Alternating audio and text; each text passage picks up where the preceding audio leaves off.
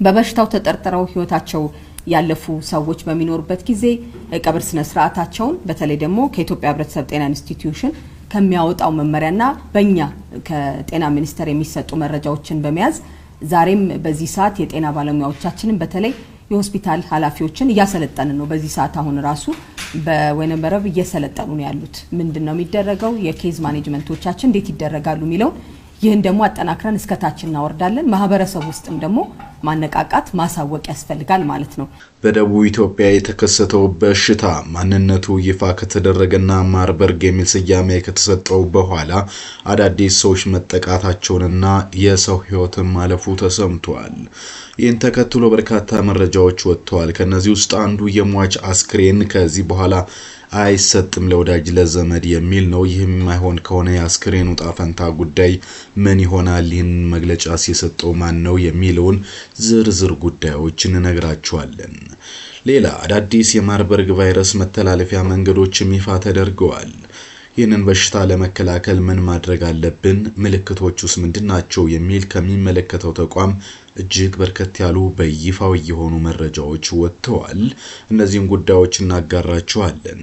እናንተ ምን ጥንቃቄ እያደረጋችሁ ነው የሚለውን እስኪ ኮሜንት ቦክስ ላይ ጻፉልን። እኛ ወደ መረጃው እንለፍና እጅግ ለህይወት ጠቃሚ የሆነውን ጉዳይ እናጋራችሁ።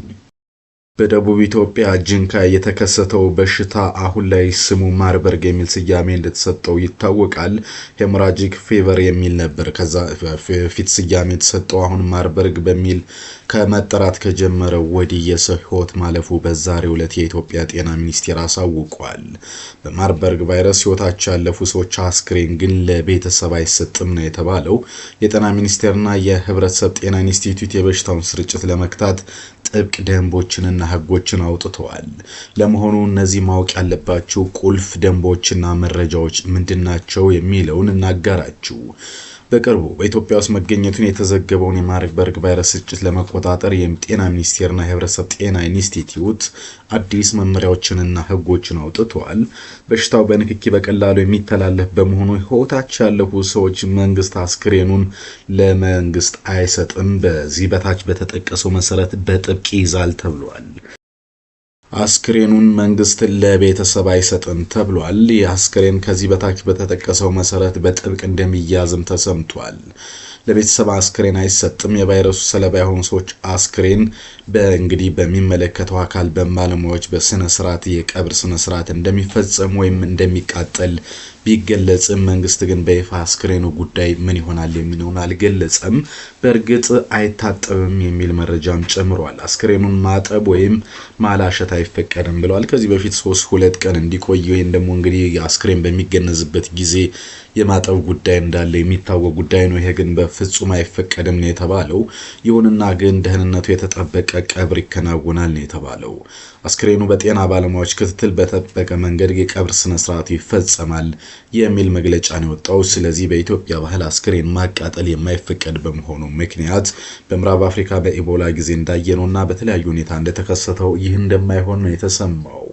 እንግዲህ የቀብር ቦታም ደግሞ ጥበቃ ይደረጋል ነው የተባለው። ቀብር የተፈጸመባቸው ቦታዎች ተጨማሪ ስርጭት እንዳይኖር በጥንቃቄ ይመራሉ፣ ይጠበቃሉ ነው የተባለው። ይሄ ደግሞ ወዳጅ ዘመድ የቀብሩ ቦታ በመሄድ እዛ በሚኖር የልቅሶ ስነ ስርዓት ምክንያት ማርበርግ በስፋት እንዳይሰራጭ ለማድረግ መሆኑን መረጃዎች ወጥተዋል። የማህበረሰብ ትብብር ሌላኛው ጉዳይ ነው። ማህበረሰቡ የበሽታውን አሳሳቢነት ሊረዳ ይገባል። ይህን አስቸጋሪ ውሳኔ መቀበልና መተባበር እንዳለበት ነው እንግዲህ ጥሪ የቀረበው። ማርበርግ ቫይረስ እንግዲህ እጅግ አስከፊና ከኮቪድም የከፋ እንደሆነ የገዳይነት መጠኑ ከፍ ያለ መሆኑን ጨምሮ ሌሎች ጉዳዮችን በዛሬው ዕለት ቫይረሱ የተገኘባቸው ሰዎች፣ የተመረመሩ ሰዎችና በሕክምና ላይ ያሉ እንዲሞታቸውን ያጡ ሰዎች አጠቃላይ መረጃ ይፋ ተደርጓል። መረጃው ይህንን ይመስላል።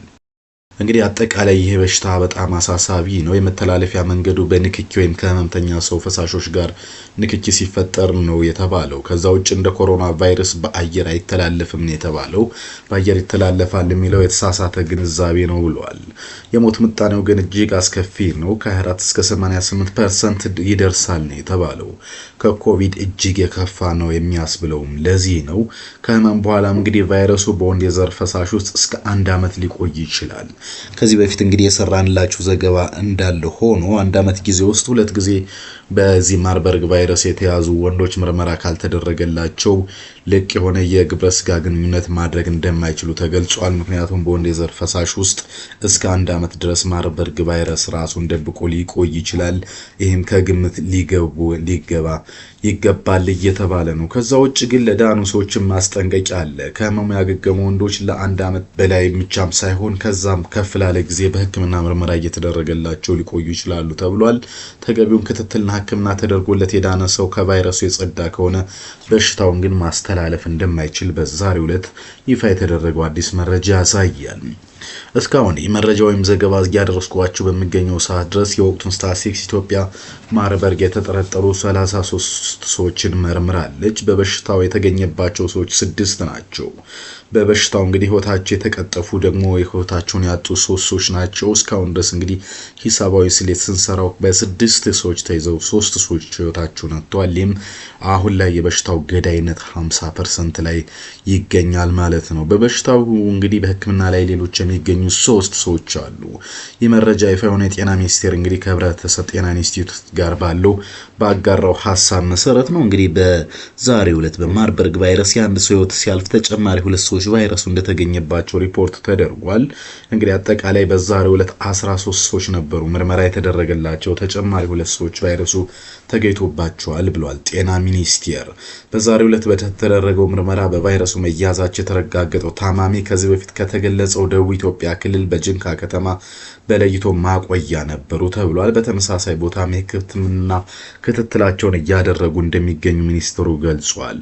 በተጨማሪም በዛሬው ዕለት እንግዲህ አንድ ሰው በቫይረሱ ህይወት ሲያልፍ በአጠቃላይ በቫይረሱ ህይወታቸው እንዳለፈ የተረጋገጠ ሰዎች ቁጥር 4 መድረሱን መረጃዎች ያሳያሉ። በሽታው መከሰቱ ከተገለጸበት ቀን አንስቶ እስካሁን 46 የላቦራቶሪ ምርመራዎች ተከናውነዋል። በአጠቃላይ ቫይረሱ በ8 ሰዎች ላይ ተገኝቷል። እንዲሁም 4 ሰዎች ደግሞ በህክምና ላይ ይገኛሉ። ይህ ማለት እንግዲህ የሄሞራጂክ ፊቨር ከሚለው ወረርሽኙ ከተሰማበት ጊዜ አንስቶ ነው። ለማንኛውም ማርበርግ ቫይረስ አዳዲስ የመተላለፊያ መንገዶች አሉት። ምልክቶቹ ምንድናቸው? ራሳችንን እንዴት እንከላከል? በሚል እጅግ ጠቃሚ መረጃ ይፋ ተደርጓል። ቀጥሎ እንነግራችኋለን። የካቲት 12 ሆስፒታል ሜዲካል ኮሌጅ አዳዲስ መረጃዎችን ይፋ አድርጓል። ማርበርግ ቫይረስ ምን አይነት በሽታ ነው የሚለውን ጨምሮ እንዴት ይተላለፋል፣ እንዴት እንከላከለዋለን፣ ምልክቶቹ ምንድናቸው የሚለውን ይፋ አድርጓል። ይህም በማርበርግ ቫይረስ ሰዎች እየተጠቁ ነው ብለዋል። አደገኛ በሽታ ትኩሳትና ደም መፍሰስ ወይም ቫይራል ሄሞራጂክ ፊቨር ወረርሽኝ ምክንያት የሚመጣ በሽታ ነው ብለዋል። በዋነኝነት በሽታ የሚተላለፈው በዚህ ማርበርግ ቫይረስ በተያያዙ የሌሊት ወፎች እንደሆነ መግለጫው አትቷል። ከዛ ውጭ ከሌሊት ወፎች በዘለለም ከሰው ወደ ሰው የሚተላለፍ ነው። በአጠቃላይ በሽንት እንደሚተላለፍ አንዱ መረጃ ሲያሳይ ይህም የጋራ መጸዳጃ ቤቶችን የሚጠቀሙ ሰዎች እጅግ ጥንቃቄ ማድረግ እንዳለባቸው ምልክት የሚሰጥ ነው። ከዛ ውጭ ግን ሽታን ጨምሮ ምራቅና ሌሎች የተበከሉ ነገሮች ከሰው ወደ ሰው ቫይረሱን የሚያስተላልፉ መንገዶች ናቸው። ከታመመ ሰው ደምና የሰውነት ፈሳሾች ጋር ቀጥታ ንክኪ ከማድረግ ይልቅ ጥንቃቄ ማድረግ አስፈላጊ ነው ተብሏል። ከዛ ውጭ ታማሚ የተጠቀመባቸው መርፌ፣ ቁሳቁሶች፣ ልብሶች፣ እቃዎች ወዘተ ቫይረሱን ያስተላልፋሉ ተብሏል። ስለዚህ አጠቃላይ በተለይ ከገበያ የሚገዙ እቃዎችን ንጽህና መጠበቅና ማጠብ አንደኛው በቫይረሱ ለመያዝ ጠቃሚ መንገድ ነው ተብሏል። ከዛ ውጪ እንደ ኤችአይቪ ቫይረስ ሁሉ በግብረ ስጋ ግንኙነትም የሚተላለፍ ሲሆን አስክሬን መንካት ደግሞ እጅግ የከፋውና በቫይረሱ ራስን አሳልፎ እንደመስጠት በሚቆጠር ደረጃ በጠንካራ ሁኔታ የሚተላለፍበት ነው ብሏል። ለመሆኑ ማርበርግ ቫይረስ በሰውነታችን ከገባ በኋላ ምን ምልክቶችን በአጭር ጊዜና በረጅም ጊዜ እናያለን? የመጀመሪያው ምልክት ምንድነው? ከቀናት በኋላስ የሚለውን ደግሞ እንንገራችሁ። የመጀመሪያው ምልክቱ እንግዲህ ከፍተኛ ትኩሳት ይከሰታል። ከዛን ቀጥሎ እንግዲህ ራስ ምታት ያለው ነው ያሉት። ይሄ ደግሞ እንግዲህ ቀጥሎ ደግሞ የጉሮሮ መቁሰልና ድካም ይታያል። የጡንቻና መገጣጠሚያ ህመምና ድካም መታየታቸው በበሽታውን በተለይ ከጉንፋንና ከሌሎች ነገሮች ጋር የሚያመሳስል ነውና በርካቶች ሊዘናጉ አይገባም የሚል መልእክቶች እየተላለፉ ነው። ከቀናት በኋላ ቫይረሱ ማቅለሽለሽና ማስታወክን ይዞ ይመጣል ነው የተባለው። ከዛ ቀጥሎ እንግዲህ የማያቋርጥ ተቅማጥ የሚያስከትልና ይህም ደም የቀላቀለ እንደሆነ መግለጫዎች አሳይተዋል። ከዛ ውጪ የሆድ ህመምን፣ የጨጓራና የአንጀት ህመምም የማርበርግ ቫይረስ የሚያስከትላቸው ህመሞች እንደሆኑ መረጃዎች ያሳያሉ። ከፍተኛና ከባድ ምልክቶችም አሉት። ይህ ደግሞ ከሰውነት ቆዳ፣ ከአፍ፣ ከአፍንጫ ወይም ከውስጥ ክፍሎች ደም ሊፈስ ይችላል። ይህንን እንግዲህ እኒህ አይነት ምልክቶች ካሉ በአፋጣኝ በጤና ተቋማት ሄዶ ምርመራና ክትትል ማድረግ ይገባል የሚል ምልክቶች እያሳዩ ነው። ለመሆኑ ምርመራውና ክትባቱ ምን ይመስላል የሚለውንም ይኸው ሆስፒታል ዛሬ ይፋ አድርጓል። ምርመራው እንግዲህ የቫይረሱ ዘረመል የሚለይ ምርመራ ይደረጋል ያለው ዘረመሉን ለመለየት ፒሲአር የሚባሉ ሞለኪውላር ምርመራዎች በልዩ የባዮሴፍቲ ላብ ውስጥ ብቻ እንደሚከናወኑ በዛሬው ዕለት የወጣው መረጃ አሳይቷል። ፈሳሽ በግሉኮስ የሚተካል ነው የተባለው። ምክንያቱም የተቅማጥ ማስታወክና ማስመለስ ነገሮች አጠቃላይ የሰውነት ድርቀትን ያስከትላሉ። እነዚህ የሚወጡ ፈሳሾችን በግሉኮስ ለመተካት በሕክምና ባለሙያዎች ጥረት ይደረጋል። ባለሙያ ክትትልና ተጓዳኝ ችግሮችን ማከም አለ። ከዛ ውጪ የደም መፍሰስ የሚያጋጥም ከመሆኑ ምክንያት የደም ልገሳ ለተያዙ ሰዎች ይደረጋል ነው የተባለው። በዚህም እንግዲህ ኢትዮጵያውያን የደም ልገሳ ላይ ትብብር እንዲያደርጉና በእንደዚህ አደጋ በሚከሰት ጊዜ የሌሎችን ሰዎች ለማዳንም ጠቀሜታው የጎላ ነው። ከዛ ውጪ ግን የተረጋገጠ ጸረ ቫይረስ መድኃኒት የለም። ቫይረሱ እንዳይባባስ የሚያደርጉ የማስታገሻና የመከላከያ ህመሞች እንጂ ለማርበርግ ተብሎ የተሰራ ክትባት የለም። መከላከያ መንገዶች ግን አሉት። እጅን በሳሙና ወይም አልኮል በሚገባ መታጠብ ነው። ከዛ ውጪ እንግዲህ የሳኒታይዘር ዘመን ተመልሶ ወደ ኢትዮጵያ መምጣቱ የሚቀር አይመስልም። አሁን ባለው ሁኔታ በእርሱ እጅን ማጽዳት የተሻለ ነው። በቫይረሱ የተጠረጠረው መለየትና ከታመመ ሰው የሰውነት ፈሳሽ እጅግ ርቀትን መጠበቅ ያስፈልጋል። አልባሳትና እቃዎችንም በክሎሪን ማጽዳት ያስፈልጋል የተባለው። ከዛ ውጪ በጤና ተቋም የፒፒ መጠቀም ያስፈልጋል የተባለው።